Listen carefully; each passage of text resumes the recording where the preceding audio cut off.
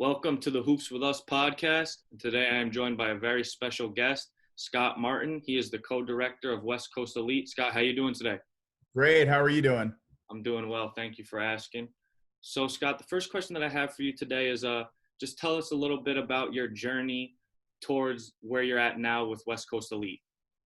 I was actually in the restaurant industry, and I was coaching high school basketball as like a part-time gig, and ended up just quitting that job one day on my last day of training. Actually, I was supposed to move to Florida, and one thing led to another. Ryan Silver runs our program. Actually, was my freshman coach in high school.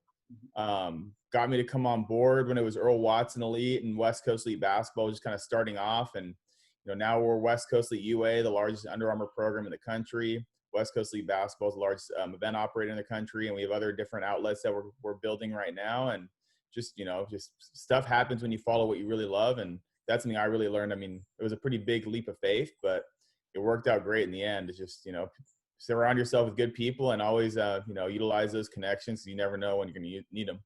Absolutely. So, Scott, the next question that I have for you is, we're in a very weird time right now with this pandemic going on.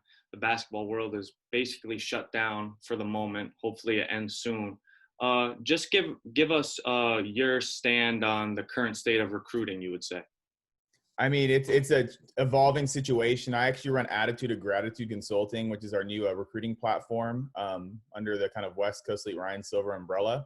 So I do direct college placement with kids, and the big thing right now is just no one really knows. Right now the July live periods are still on the table. Hearing August and September. But I kind of like to operate under the assumption that nothing's going to happen, just because if something does happen, you're in a better situation. Yeah. So I think with kids, their big thing has to be, you have to anticipate no AAU season. You have to anticipate no high school season. And you really got to utilize your outreach and your film that you have and your program, whatever program you're with, connection, your high school coaches, to really get yourself out there. I mean, because if you prepare for the worst and something better happens, you're in a better situation regardless. Absolutely. Yeah, I was just going to touch on that a little bit. From doing my Twitter page, and during this time, it's social media has taken it over basically. That's all I see on my Twitter feed now is guys posting their SAT scores, their GPAs, their highlights. I know it's a weird time, like I just said, but I think it's opening new doors as to the recruiting process, because we have never had to do something like this before. So it's kind of different.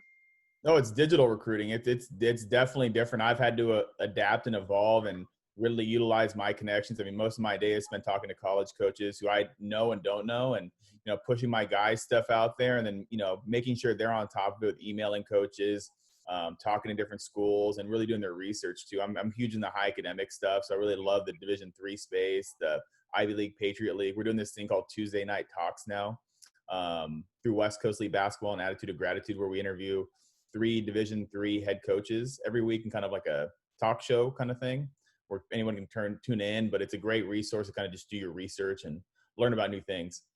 Yeah, absolutely. I couldn't agree more. It's just a weird time. Like I just said, it's just a weird time. Hopefully it ends soon so everything can get back to normal. And and I was talking to a guy with Team Durant on the EYBL circuit yesterday, and it's kind of sad for these 2021 guys that were going to be playing on whether it was the Under Armour circuit, EYBL, or Adidas circuit. This was some of if they don't got a lot of offers, this was their summer before their senior year, you know what I'm saying, to pick up all these offers, and it's a shame that it's not happening so far.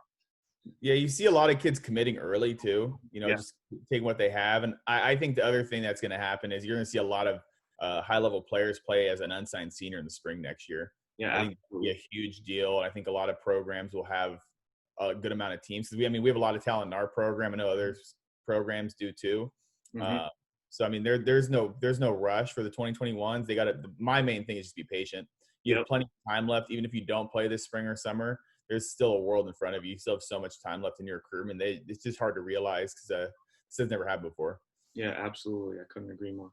So, next question that I have for you, Scott, is just tell us how West Coast Elite was formed. Okay, so it started as Earl Watson Elite 7 years ago. So under Earl Watson was the Phoenix Suns head coach, played at UCLA, had a long NBA career. We were under that banner for a number of years, and Ended up changing over to West Coast Elite because I think Coach Watson will end up being a college coach here at some point soon. And then just built that program. We've grown to 40 to 50 different teams, girls and boys. When we first started, we had 8 teams. I mean, we were really, really small and just built and built and built. So now we're in, different states. We have our Valley branch. We have our San Diego branch, NorCal. We have teams in Hawaii. We have teams in Arizona.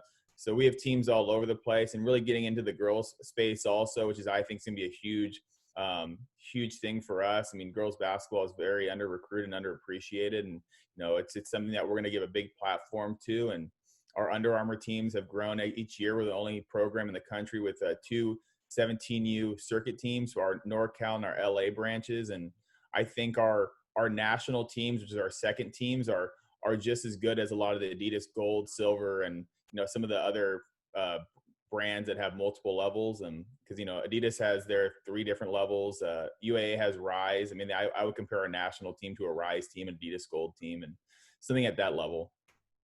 For sure, man, for sure. So, Scott, the next question that I have for you is, we have been talking about, West Coast Elite has merged into one of the best AAU programs in the nation. I know I keep repeating myself and saying it during this weird time of this pandemic. What would you say is your guys' next move? I know you were just saying you guys have been expanding everywhere. You got a bunch of different teams in different locations. What would you guys say is your guys' next step? I mean, I think the key with us is we have a full-time staff. There's not very many AAU programs in the country that has guys who do this for their life. Me, Ryan, Jason Simon, Jake Stambro, Sully Carter, Matt Elkin. And we have a team in place that we work on these kids' recruitment 24 hours a day, 7 days a week, 365.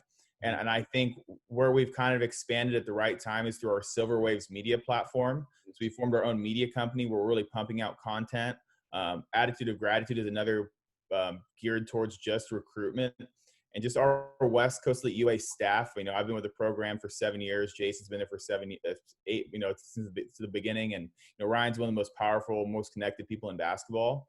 So I think when you combine that determination and effort and long-standing results, I mean, we're placed in a good spot for something like this to happen because we've been preparing to place our kids at a high level regardless for years. Absolutely. So, Scott, the next question that I have for you is, West Coast Elite has been known to produce NBA talent such as Nico Mannion and Josh Green. What do you think attracts these guys, with these top prospects, these high-level NBA guys, to play with your program? I mean, I think, West Coast Elite, we really pride ourselves in being a family with the all-in perspective. A lot of our players have been with our program for a very long time.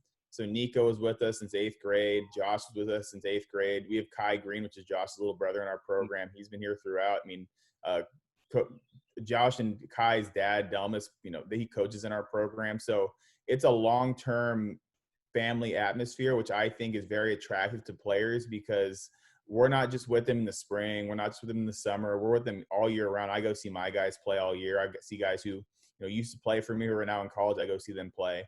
I just think that kind of perspective of that long-term relationship that we've, been a huge part of our platform really attracts players. For sure.